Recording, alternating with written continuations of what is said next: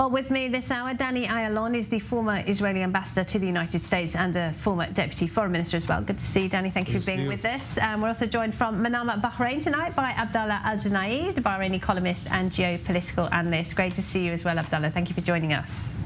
Pleasure. So, Danny, I'll start with you. An Egyptian official has confirmed that a Hamas delegation will indeed be in Cairo tomorrow. But the 2 points of difference on the negotiations: how long will the ceasefire last, and how many Palestinian prisoners should be released? Can those positions be brought together? Right now we see that there is a big discrepancy between the Israeli position and the Hamas position. Hamas is playing a very cruel, I would say, psychological warfare. I mean, banking on the fact that the hostages and lives are so important for all Israelis. They bank on increased pressure on the government, but it seems like now they find a government which is not quite inclined to yield to public pressure. We have Smotrich and Ben Gvir who have said right out that they will not take a deal which concludes the operation in Gaza, nor the massive release of Palestinian terrorists in Israeli jail. So how do you square the circle? I think that right now Hamas is putting the toughest position possible so it can come down, because the two things they cannot get. Hamas cannot get the removal of the IDF from Gaza and all the prisoners out of jail. So I think at the end of the day, the prisoners will be the chip on the table to negotiate, which is the only slack we have is with the numbers. And I think this is what we should look at: how many will be released. All right, let me bring in Abdallah Al-Junaid. I mean, Hamas wants the release of thousands of security prisoners. That would be many, many more than were freed in exchange for the soldier Gilad Shalit. Well, to start with, good evening and greeting to, again, Danny. We becoming the usual suspect whenever there is a topic to be discussed. We can do a dog and pony show, Abdallah. No, Danny. Let's keep it the way it is. I agree totally with Danny. I mean, at the present time, everybody is playing the physiological attrition game. And unfortunately, it is the hostages and, again, the rising toll of the Palestinian death number. And unfortunately, this is going to continue being milked by Hamas as long as possible. And we have to find a way around that. If Israel is willing to entertain possibilities, and I believe a lot of things is taking part at the present time with direct and indirect talks, and even with the Hamas delegation in Cairo tomorrow, let's hope at least we don't have a total failure of the Paris meeting. So let's hope that something do materialize soon. And Abdallah, what are they hoping for in the moderate Gulf countries? Is it a prolonged ceasefire? Is it the destruction of Hamas? What are they betting on here? Are we moderate or just normal? Yes, well, both. Okay, put it this way. I mean, we already stated where we stand from all fundamental Islamic parties or movement or agenda since 2013. Now, it took you until the 7th of October to realize that those people can't be trusted. We already stated where we stand, and we took the measure that need to be taken. And look what the Saudis and UAE, Bahrain, and the rest of the GCC is. And we did the same, helping the Egyptian, handling them during the 2013. So we stood fast and we addressed this threat there and then. Now, you chose to stand with the American and playing games again. And look what happened. You end up paying the high price. Okay. Danny Ayalon, I mean, isn't Israel just storing up trouble for the future if it releases thousands of hardened prisoners, former terrorists, and withdraws permanently from Gaza? Well, we have gone through this exercise twice or three times before, with Gilad Shalit, and even before that, we had what is called the Jibril, Ahmed Jibril deal, where also there were thousands of Palestinian terrorists released for like a number, only handful of Israeli soldiers. So there's not much appetite here to do that, because now we also have the experience showing that those prisoners that have been released went back to the terrorist cycle. So I think Israel's position will be very tough on that, and it may, if I can let's say, try to think how the government thinks, they may give in the days for ceasefire, more days for ceasefire, for less prisoners released. Okay, Abdallah, what about the role of Qatar in all of this? The Egyptians edging them out somewhat, or are they still at the centre, and can Israel trust Qatar? Well, put it this way, Qatar, unfortunately, will stand accountable for its role. It went into this deal with both eyes open. It knows exactly the consequences of this such eventual thing happen, and it did happen. And unfortunately, now the Qataris will have to continue pushing and exerting as much as possible diplomacy and by other means try to help end this crisis.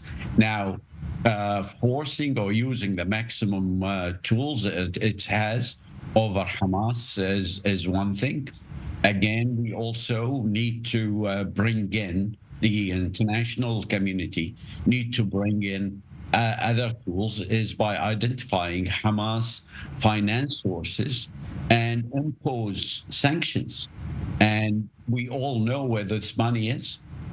All right, Abdallah and Danny, stay with me because the UK says it will consider unilaterally recognising a Palestinian state as part of efforts to bring about an irreversible peace settlement. That's according to the British Foreign Secretary David Cameron, who's kicked off a tour of the region in Oman today. We can get more on that now with our London correspondent, Jonathan Sacerdotti. So, Jonathan, this would mark a complete change in UK policy on this issue, wouldn't it? The Palestinians failed just about every measure normally applied for national recognition, so it definitely is a bit of a change for the UK, and it's not yet clear if this is really a government policy change or if it's just something that Lord Cameron has said.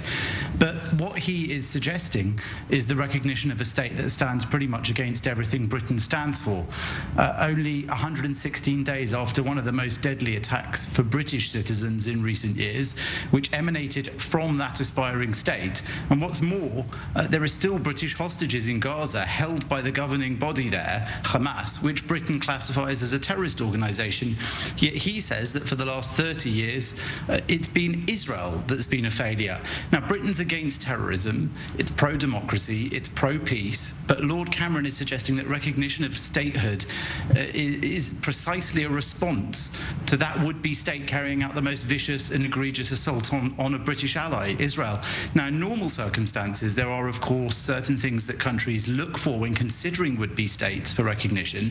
Those tend to relate to the viability of the prospective state in practical terms. For example, its permanent population, its existing in a defined territory over which there's an effective government operating independently from external control. But of course, the Palestinians don't have any of that. They've got no agreed borders, with sizable parts of their population, leadership and government actively planning to eradicate Israel totally, and no defined population. So again, strange for Britain to be taking this position. And that's because the UN's perpetuated that idea that generations of people who are already settled in other countries are also Palestinian refugees. And the Palestinian authorities decided that those refugees have a right of return. So even the population issue isn't particularly settled in terms of a potential Palestinian state. It's ever increasing. And let's also not forget that Iran calls the shots over Hamas and the Gaza Strip, which means that Gaza and its government certainly are not independent or free to do as they wish. And even the supposedly moderate PA is corrupt and has a president who's 19 years into what was meant to be a 4-year term. He actually celebrated that anniversary a few days ago. So there are really no signs of elections to come there. And Hamas will probably win those anyway, as we know. So the UK, of course, would be creating a state which is most likely to have a government run by something it classes as a terrorist organisation. So really it's quite confusing that Lord Cameron is advocating the recognition of a state which would almost certainly be a terror state, committed to eradication of a British ally, controlled by Iran, which the UK is currently fighting through its proxy in Yemen, in the Red Sea, at a time when the US balances on the edge of war with Iran directly. It's such an utterly confusing position. All right, Jonathan, thank you very much. Jonathan Sacerdoti there in London. Abdullah Junaid, you were listening into that. You know, in the Palestinian Authority have said today that if Hamas were to win the elections, they would hand power to them. So there are concerns about that. But also, isn't this rewarding the Palestinians for October 7th?